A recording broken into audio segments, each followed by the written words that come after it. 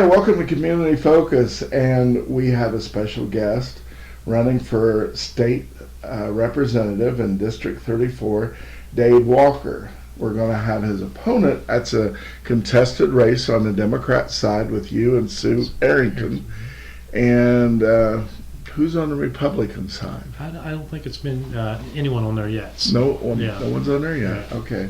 So right now in the primary's coming up pretty soon now, and that's a contested race between Dave Walker and Sue Errington. So we're going to do equal time to both of them. So we're going to start with Dave here, and good to see you. You too. Thank you. And this is an Easter Sunday, and he come over to be on our show today. And so how are things going? I seem to think they're going really well. I mean, Good. we've got a lot of participation.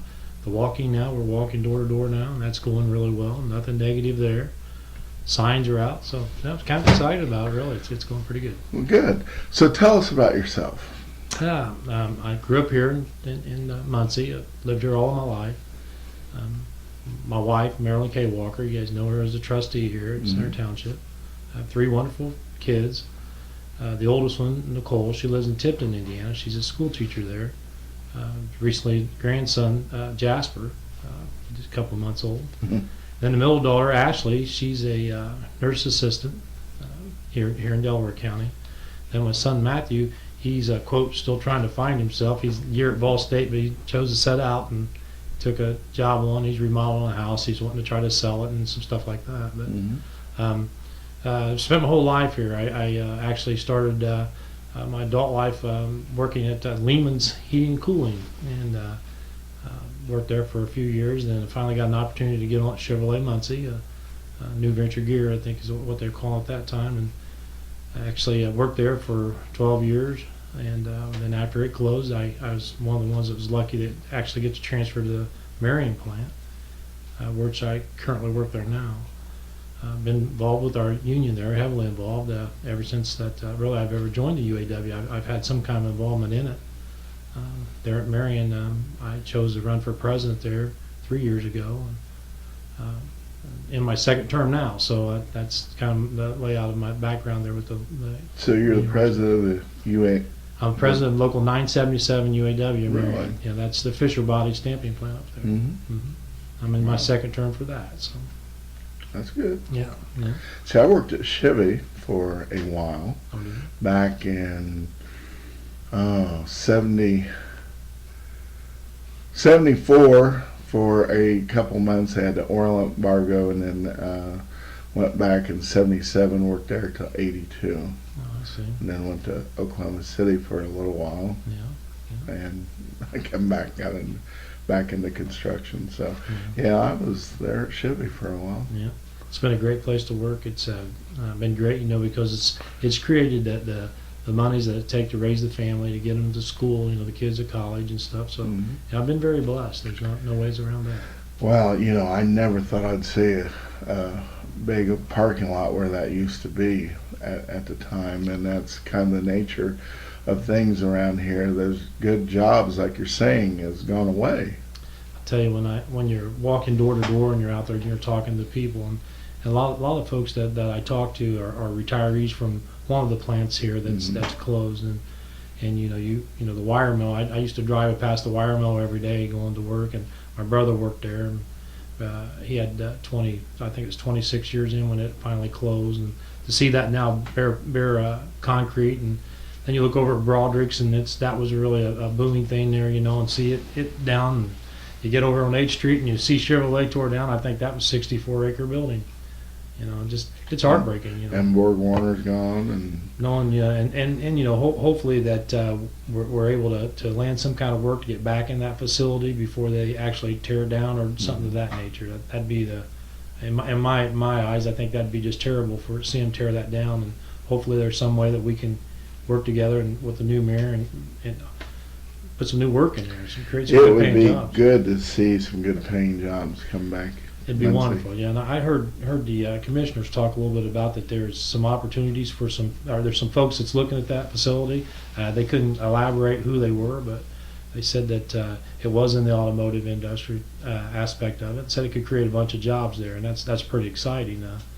That's a lot better than to hear about them tearing it down because of Mhm. tax reasons and things like that. So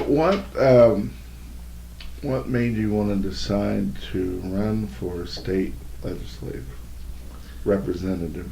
Well, I'll tell you what really, a couple things, but the real thing was back when they started attacking organized labor as far as the right to work. I spent many days down in Indianapolis down there trying to rally, so to speak, or in show of not supporting that right to work issue. And the more that I seen the makeup down there was no way that we could possibly win that. That was a mountain that I just know that there was no way we were going to be able to do. And then I figured that the only way that we could ever change that is us as organized labor folks. We were going to have to run for these jobs and get involved with that and try to change things and turn things around.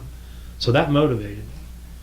And then I turn around and, I have a daughter that teaches school. And many conversations that we've had talking about her pensions and stuff of that nature, and how they're wanting to change the makeup of the schools today, that aggravates me. So that kind of was the second thing there. I thought that the only way we're going to change that is we've got to get involved and we've got to make the changes.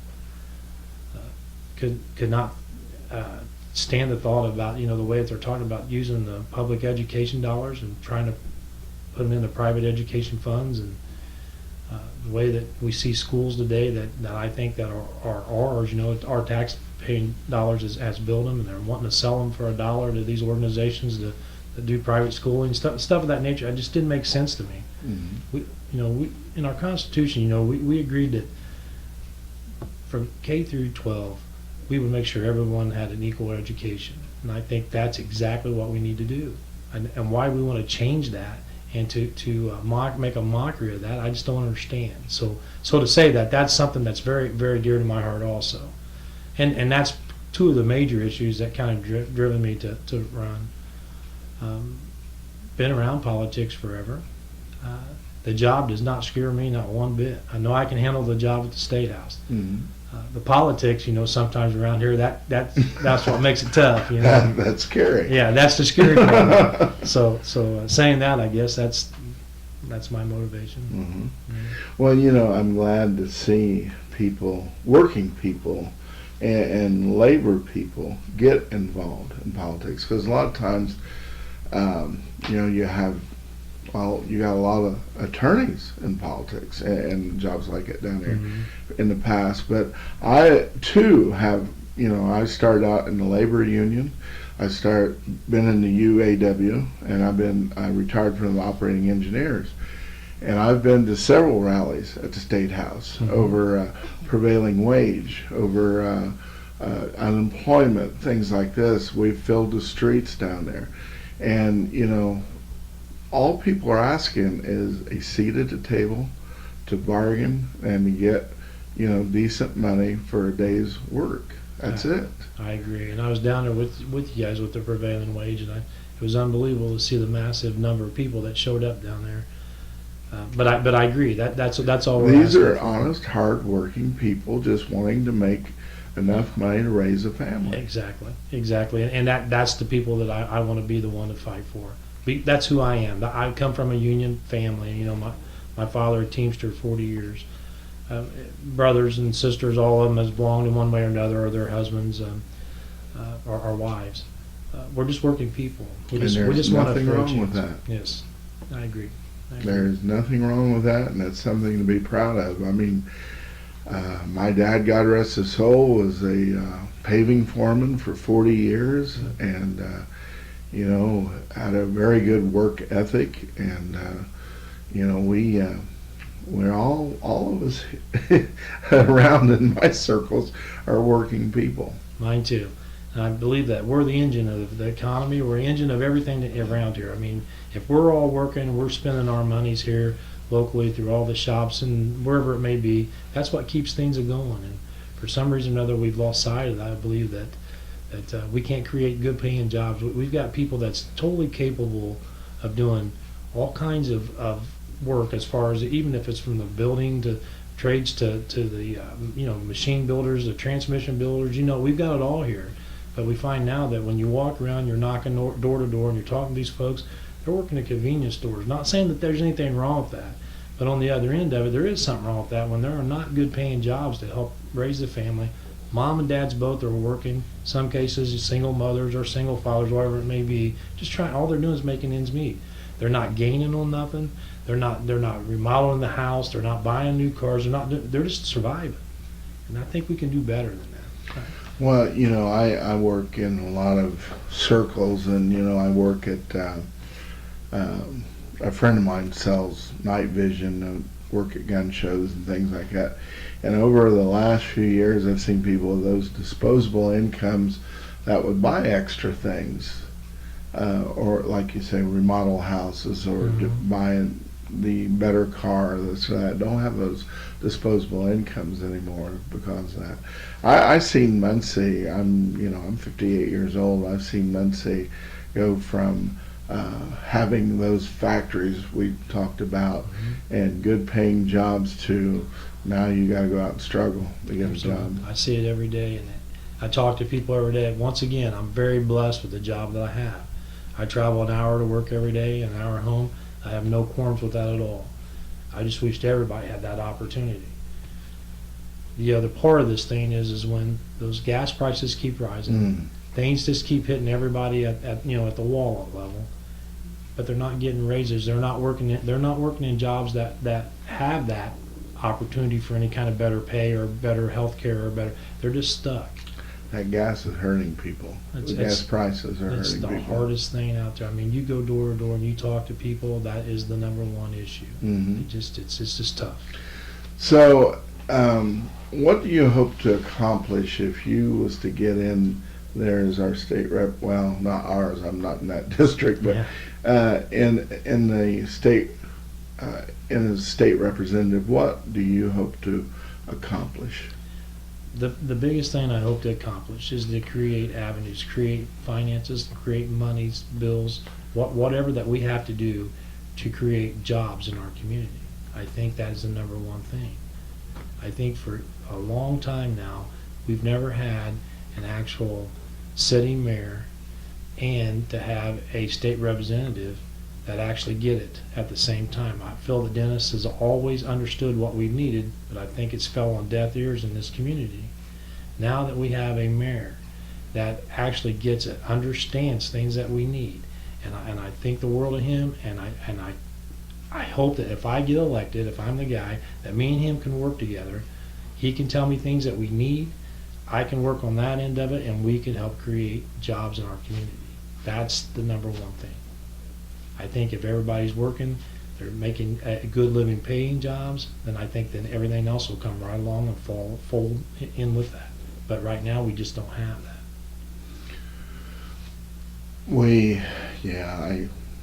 I agree.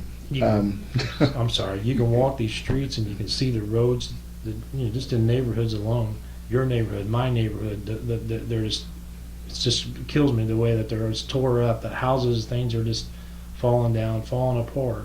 And I know when you knock on that door, you sit there and you talk to those people, and they look at you and they're just sincere. They just don't have the money. It ain't that they don't want to fix their house. It ain't that they don't want to hire the people to do it or do it themselves. It's they don't have the money. They are right now saying, I need to take my medicine. I got to make sure the bills are paid. I got to pay the gas. I got to make sure I got gas in my car. And there's no more other options at that point. So what do they give up in order to do things that they need to do to order to generate dollars in the community, to generate jobs? And that we've somehow know we got to change that. That's true. What's your thoughts? Well, Muncie, as you was going toward there, with infrastructure is needing repaired. As a state representative, do you think you could get money in to help with the infrastructure? I do, and I tell you, by having Dennis there prior and talking to Dennis, I've had conversations with him on different projects that needs to be done, and we need to go and we need to get that money in preparation to make those projects happen. And that's what I'm talking about: the infrastructure, bridges, roads, some buildings. We got buildings that's in bad shape that's even owned by our town and city. That. We know there's money, we know there's avenues how to get there, we just got to do that. And then we use our local carpenters and our local paving crews and our local, to create those jobs, and it just makes that money roll, and everybody gets a little piece of it, and that's how the economy grows. Well, I had the previous mayor on the show Mm-hmm.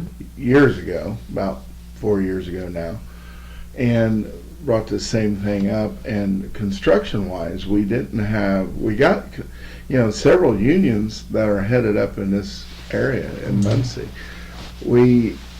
As I was still working then, as my wife was, we usually had to travel, as most of the building trades had to travel out of Muncie to Indianapolis, Fishers, and places to work, because there wasn't much construction going on in Muncie. A little bit of paving here and there, but that's about it. I don't think it was a lack of the work wasn't here. I think it was a lack of we just didn't have the money to do the work, and I think that that's what we got to work on. We've got to work on avenues to create funding, so we can get the repairs need to be done with the buildings, the streets, whatever it may be, and then turn it around. And I think by getting that done and using our local labor and talents to get it done, I think that will help generate what we need to turn our We got people around here, as you say, can do the work. Absolutely. But they're working in other communities, and if they could work here and keep that money here, should be a good thing. They're either working in other communities or they're not working at all. Yeah, in a lot of cases, that's true. Yeah. So, people are always worried about people who's a representative. Who are they going to represent? What are they going to represent? And all this, and they're worried about, are you going to represent your constituents? Are you going to, do you have your own agenda? What's your thoughts on that? I have absolutely not my own agenda. My agenda is the people of my district. I want to help the city of Muncie. I mean, my compassion lies there. This is my home. This is where I raised my children. I don't like it that my daughter had to move off to Tipton to find a job, but Tipton's not that far away. Some kids are moving off all over the country to find jobs. We are working every as hard as we can to generate as much money as we can to send our kids to school, to make them be doctors, teachers, and lawyers, and things of that nature. Then once we get there with them, we're either paying bills or they're paying bills also after they graduate, but then they have to go into other cities to find jobs. I think that's ludicrous. I think we should be able to create work here for them, to keep our families here, keep our economy building up. And my own agenda, I make this promise, it's for us here in Delaware County, here in the city of Muncie, here in my community. That's where I'm at. I'm not thinking of anything more than that, any less. I have no other hidden agendas. I'm not planning on moving or running for any other. This is it. But this is what my agenda is. Okay. I had a friend, he found out I was going to have people running for state representatives on. He says, would you do me a favor, ask them what they thought about gun laws, because that's, in the presidential race, that's a big thing. It's like, everybody's afraid that somebody's going to, make these laws or this or that. What's your thoughts on that? Okay, need not to be afraid. Okay, with this, I'm an avid hunter, and also you and I have talked prior to this. I collect guns. I have some guns that are they've never been fired, or at least never been fired since I've owned them. Then again, I have some guns that I'd like to go out and shoot. No, I'm not. Don't have no agenda whatsoever as far as changing gun laws or whatever. I think that as long as you're a law-abiding citizen, let's put it this way, then you have a right to own a gun. I'm okay with that. I mean, there's probably some situations there, and I'm not going to get into that as far as where I think that people need to be checked out. If you're a felon, obviously there's laws prohibiting you to have a gun. Mm-hmm. But as long as you're a law-abiding citizen, I believe you should be able to own a firearm. You should be able to protect your own. You should be able to target practice with it if you want to, as long as you do it in the proper places. Hunt, whatever. I have no issues with that at all. I hope I answered that all right. I didn't mean to go all the way around it, but that's where I'm at with it. Well, most people feel that I know anyway. I know it's somewhat controversial, Most people feel that, gee, we got enough laws on guns if they would just enforce the laws they have, because a lot of what people worry about is the criminal justice system more than say gun laws, because and I've talked to judges, we've had judges on here, people running for those offices, that our prisons are full. They're trying to get people out of prison to make room for more people that's going to prison, and we have a crime issue. Our society is unfortunately riddled with crime. Do you see do you have any thoughts on what to do about that? Well, I think we talked about it earlier. Let's create some work for these people. I hate to keep saying this, but I believe when someone has no job, no opportunities for a job, let's say you're incarcerated in our area, and you get incarcerated and you get released, and there's nothing out there for you to do. Just find a job, get to change your life around. The odds are you're going to end up right back into it. But I don't think, going back to where we were at with guns, I don't think guns have anything to do with that, other than I guess if they're felons and they get their hands on these guns or whatever, I guess they would have something to do with them. But I guess any law in the world is not going to stop that. If that's what their goal is to harm someone, to hurt someone with a firearm, then I think that they're going to be able to do that without any laws, I guess is what I'm trying to say here. I don't think by putting any stronger laws or anything, I guess enforcing the laws would be the right thing to say. I don't see where that's going to change any of that. I think what we have to do is we have to work to create opportunities for these folks so they're not living a life of crime. They're not out trying to steal to make a living. They're not out trying to sell dope to make a buck. We just have to give them, some kind of other jobs here to where they're actually able to work and make a living to be successful citizens in our community. I think what you just said, and I think some of the words I've heard other people in the past say, because I've done this for a lot of years, so I remember different things that people say that makes perfect sense. And one of the things is education and jobs. Absolutely. And I think if we, from what you're saying, and I think you're going somewhere with that, I believe, but education and jobs is going to help our society, period, our community, our society. I remember people ask me, what happened to the day when, you could leave your doors unlocked and this and that. People were working. Absolutely. You're right. Absolutely. People were working. They didn't have time to go rob places. They didn't need to go rob. They didn't want to. They didn't want to, didn't need to. It had no bearing. I mean, you would, those days, I think you would hear of a robbery and it was almost like, wow. And then all the focus was go after those folks that did that, incarcerate them, do whatever you have to do. But today it's so rampant because there's people that's got so much free time because they don't have a job. And if you think about it, they really don't have any opportunities or any ways of finding a job because there just ain't out there. That's why it's important. We've got to create work. One way or another, we can get that done. Well, it would sure be nice if Muncie and all the communities, but I'm kind of partial to our community, if we had those jobs back, and had opportunities for jobs somewhat close to what we had in the past. That'd be wonderful. Yeah. It'd be nice. Any other thoughts on what you would like to? I'm just we got a few minutes left, kind of let you talk about what your thoughts are on this campaign you have to be the state representative. Well, obviously, this is my first time ever running. I've been around politics for a long time, and I know what it takes to get there. I mean, and I understand that we all have to work together and make things happen. I'm not a negative person. No negative things about anyone out there.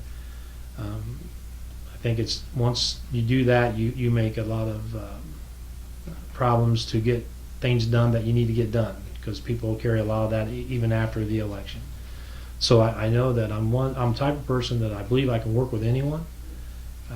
When I'm down there, I can work on both sides of the aisle. There's too much of we got to work together to make things happen. My line of work, as far as working with the unions, has always been like that.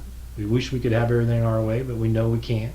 So it means that you have to go to the middle sometime, and you have to lend a hand and make things happen. And I believe I'm the guy that can do that. And I would like for people to give me the opportunity, and I'd like for them to vote for me so I could get down there. That's my goal. Well, I wish you luck, and I hope you have a good campaign, and I'm glad you come by today to talk to us and educate us about you. That's what's neat about these programs. A program like this here that actually reaches out, people can turn on their TV and just understand the candidate and realize who we are, and that's thanks to you and your crew here. I appreciate it. I appreciate that. Well, thank you, sir. Thank you. Thank you. And thank you for watching this segment of Community Focus. Hi, I'm Roger Overbey. Welcome to this segment of Community Focus, where we are interviewing the candidates for State Representative District 34. And we've had Dave Walker, who is running for that office as a Democrat, and we have with us now Sue Errington, which is running as a Democrat for that office. At this point in time, there's no Republican running, is that correct? That's right. And they have until the summer, sometime midsummer, to put somebody in there if they choose to do so. So if that happens in the fall, whomever comes to the primary will do that again with the Republican. So here we go. Well, All Sue, right. Okay. good to see you. Thank you. Good to be here. Thank you. Tell us about yourself. Some folks may not know you, so tell them All right. from start about yourself, where you come from, why you got involved in this, what you've done. All right. Well, I grew up in northern Indiana, outside of Warsaw, in a little town of 250 people. My mother still lives there. I just visited her for Easter. And how old is she? 95. God bless her. Still lives in her own home. God bless her. Good. Good. So, well, I went to college, graduated from IU, and got my master's at the University of Michigan. And when I was a young married woman, my husband Paul and I came to Muncie for the reason that lots of people come to wherever they go, because of jobs, and in our case it was Ball State.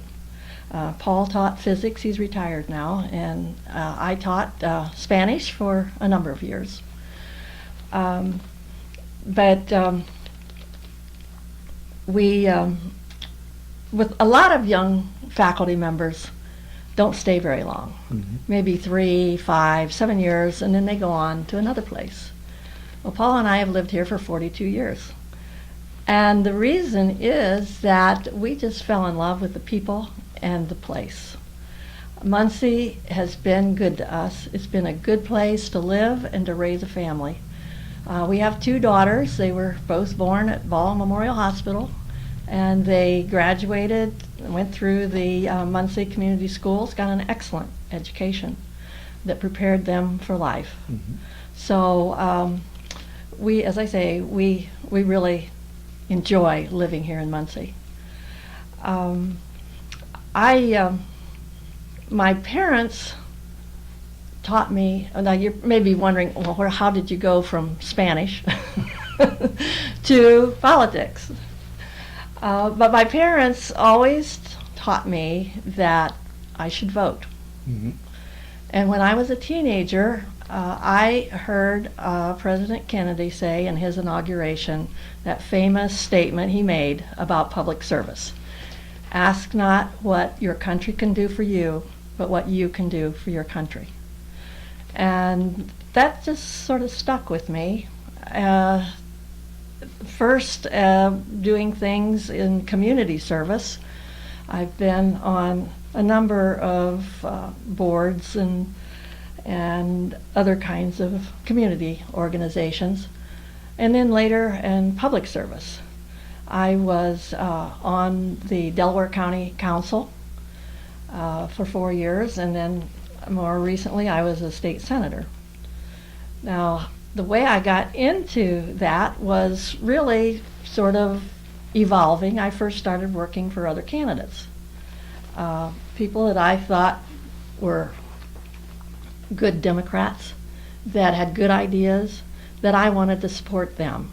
And one of those people was Phil Sharp. I was his campaign manager one year. So I learned a lot about how to campaign by volunteering for other people.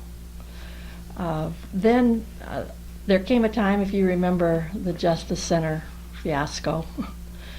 Who doesn't? We try to forget about it. But it is part of our history. And at the time, Delaware County was really suffering financially because of that. We were in the red. And the 3 county council members at large decided not to run again. And I thought, well, here's an opportunity to serve my community. And so there were 3 positions, and I decided to run. I was encouraged to run by some other women. And so I did, and I won. And, you know, by the time I finished my term, and it wasn't just me, but Delaware County was back in the black. And I think it was the group of us who were there working together and wanting the best for our county, that we, even though we may have had some differences, we still work together. And I think that's very important in public service, is that you remember who it is that you're there for, and that's the public. So you got involved, you went from teaching Spanish to in politics. Your work history is, well, you've done different things. Yes. Well, I taught Spanish at Ball State, and over at that time it was Anderson College. I'd been a Spanish teacher before in West Virginia at a small college, Bethany College. But when my daughters were born, I was, back then you could be a stay-at-home mom for several years. But as they got older, I went to work for Planned Parenthood. And I worked for Planned Parenthood. I started out as a volunteer first. I was on the board, and then took a job at Planned Parenthood. So then you commuted, I take it. You've done... Yeah, well, yes. At first, there were, I was at the Muncie affiliate, but then it merged with Indianapolis. And the job I had went to Indianapolis, so I went with it. It's a long drive. But, well, especially nowadays with the prices of gas that we have now. But so you, what's your thoughts? If why do you want to run for state representative? Well, I look at what are the pressing needs of our community and our state, really. And 2 things rise to the top: jobs and education. And they go together, because in today's world, you have to have at least a high school education to get a decent job. And whether it's a skilled trade, or whether it's a 2-year degree or a 4-year degree or more, the jobs that you can get that will raise a family, you do need more. I mean, back in the day, you didn't even have to have a high school education to get a job that could take care of a family. Well, that's changed over the years, and so an education is very important, and those jobs are very important. It's very important that if we have a trained workforce, that it attracts the kinds of businesses that are looking for those kinds of skills. And so, you know, it's what comes first, the chicken or the egg, but it's really working together to make them both happen. I think Indiana has some strengths, and you need to look at what are our historical strengths as far as jobs. And we're strong in agriculture. We've been strong in manufacturing. And of course, we've got a good university here. So those are things that we need to build on and look at what are the growing sectors in the business world that we can attract to our area. What's your thoughts on there's a couple key things that I've had people say, now if you're going to talk to these folks that are running for state representative, a couple key things I want you to ask them. One of them obviously is right to work. That's been a issue that came up recently that was passed by the House, the Senate, the governor signed off on. What's your thoughts on that? Well, I think they were very clever in naming that title, because I think it's right to work for less. And so, as you can guess, I opposed it. And so I'm hoping, it takes a majority in both houses to make something pass or to repeal it. So I'm hoping that, and I think it's mainly Democrats who believe that this is the wrong way to go, although I'm sure there are some Republicans who think that too. But we need to get in a majority so we can repeal it. And I say, one of the reasons I say that is when you look back at our history in this country and think of what the working conditions were before the labor movement came in, the working conditions, the wages, the whole picture, I think you can appreciate what the unions have done for our country. And not just for their own members, but because they've been working for better conditions and better wages, it's helped raise the boat for everybody. The other one is, another controversy that's coming up, and it's been talked about a lot, mostly in the presidential election coming up. A lot of fears and thoughts of what's going to happen, but the other question was gun legislation. So what's your thoughts on those? Well, Indiana has quite strong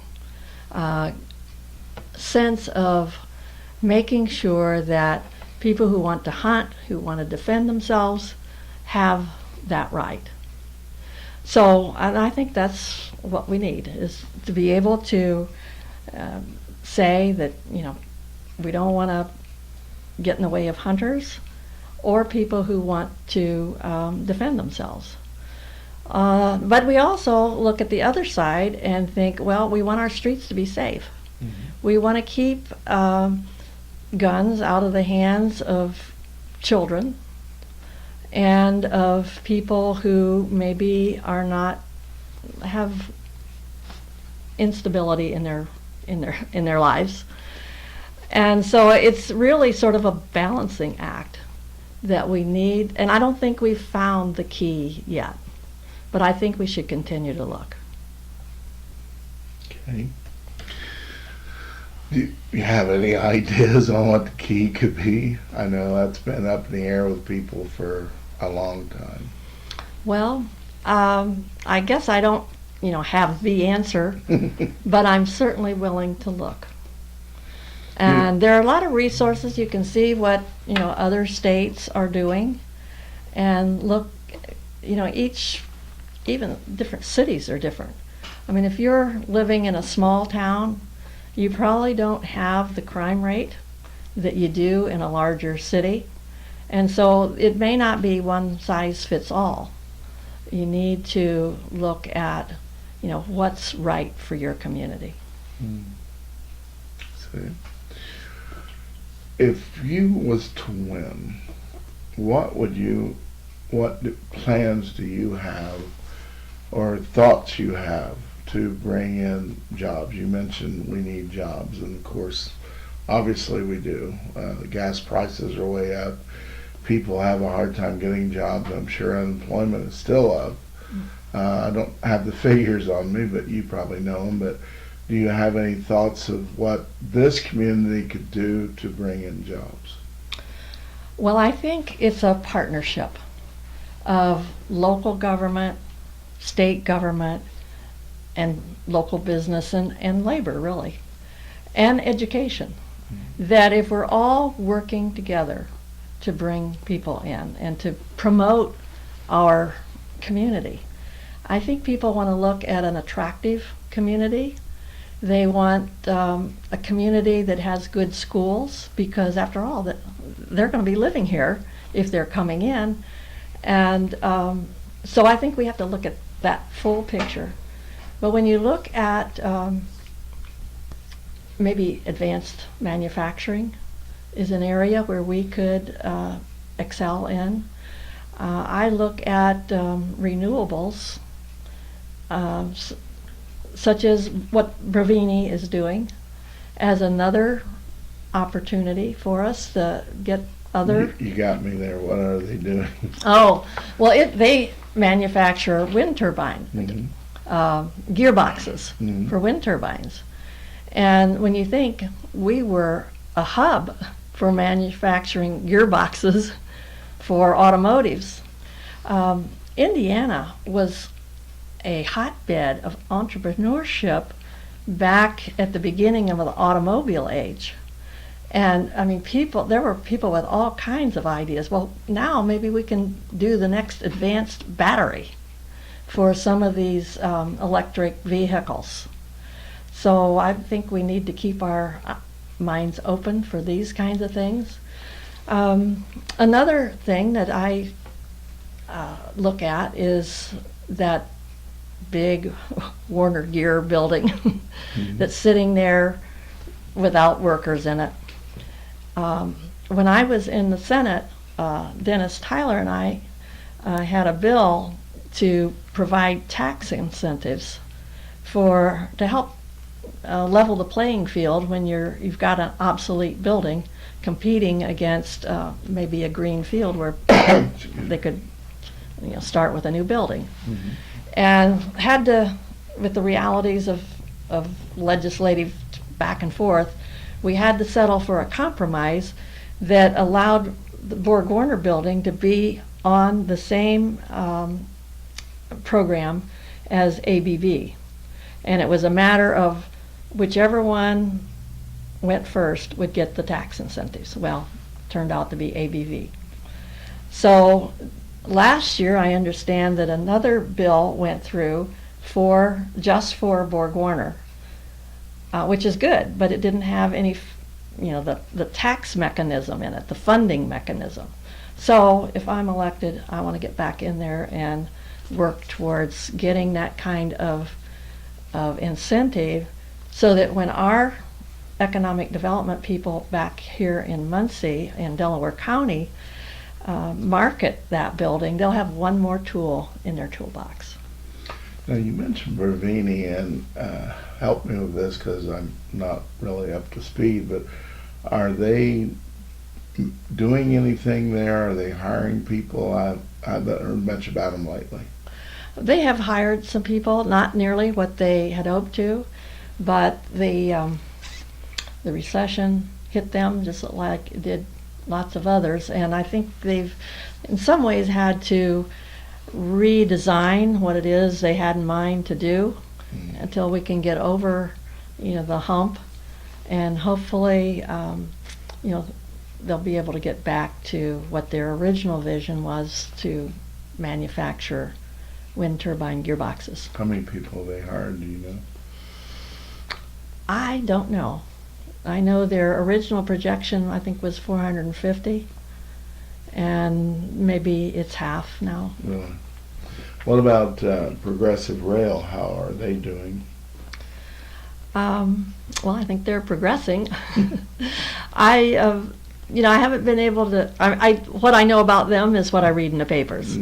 But it does look like I know a friend of mine just got hired on there, so they are hiring people Really? and training them. He's gone through his orientation and training, and I think he's on the floor now. I see. So, what other ideas do you have to bring to the table should you get elected for a state representative? Well, can we talk a little bit about education? You can talk about whatever you want All to right. talk about. It's your time. All right. As I said, my daughters went through the Muncie Community Schools. I'm a big proponent of public schools.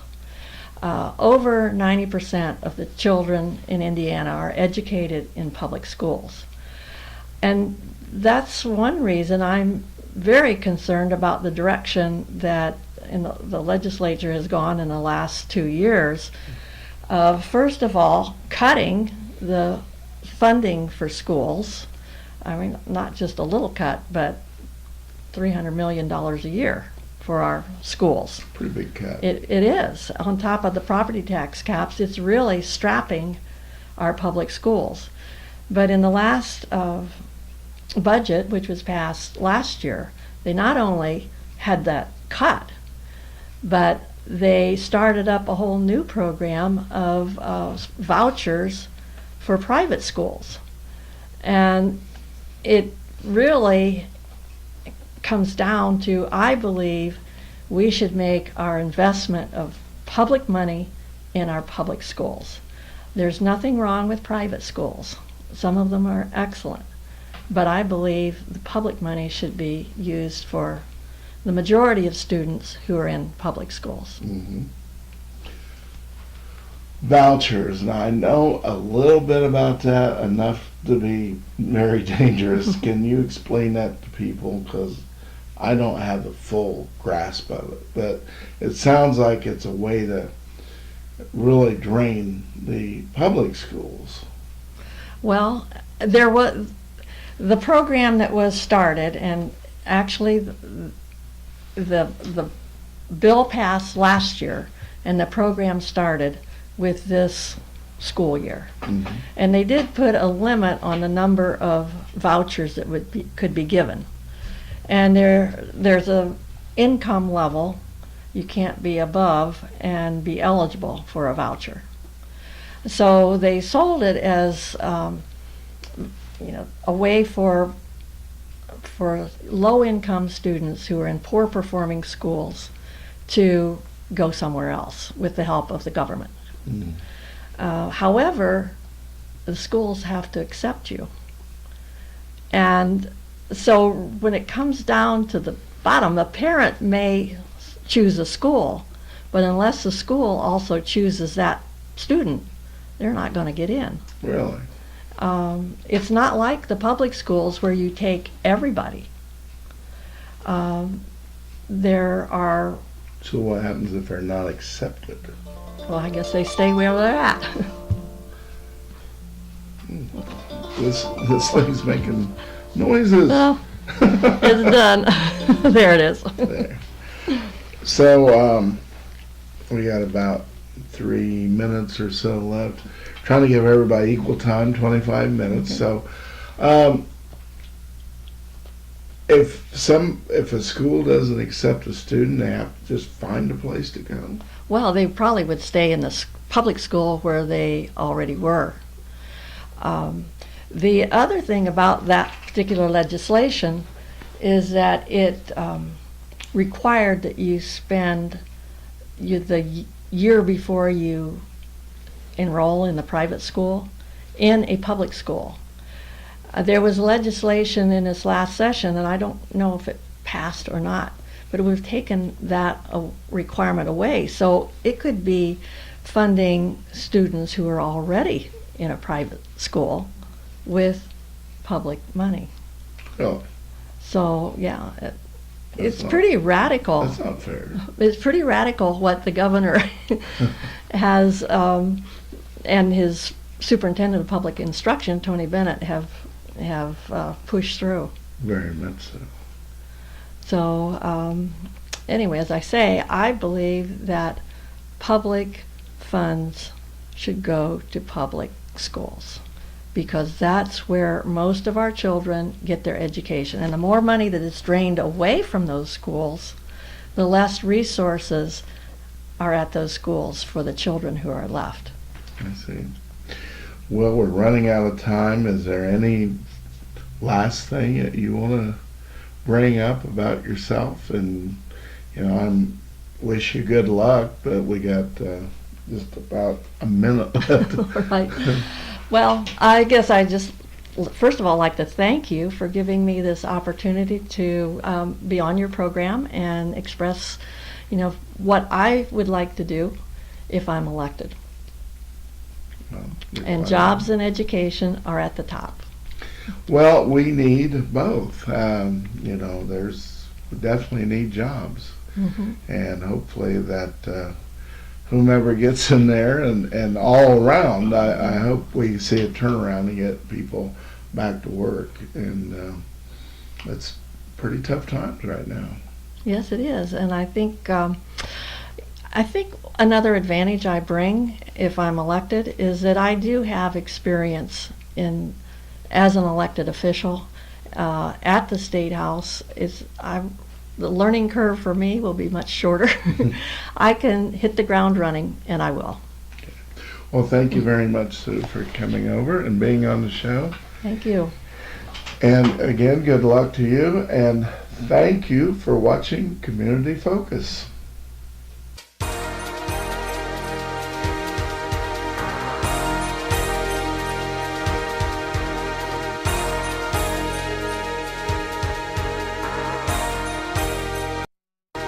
Community Focus would like to thank the following underwriters for their help and support. Hometown Outdoor Advertising Incorporated, Muncie, Indiana. Put your business up for everyone to see. Wishbone Gifts Incorporated, corner of Walnut and Jackson Street in Muncie, Indiana. Best Built Computers, more than 25 years of computer repair experience. 413 South Tillotson Avenue, Suite 1. 765-216-6701 or 765-216-6041. Muncie Crime Stoppers. If you see something, say something.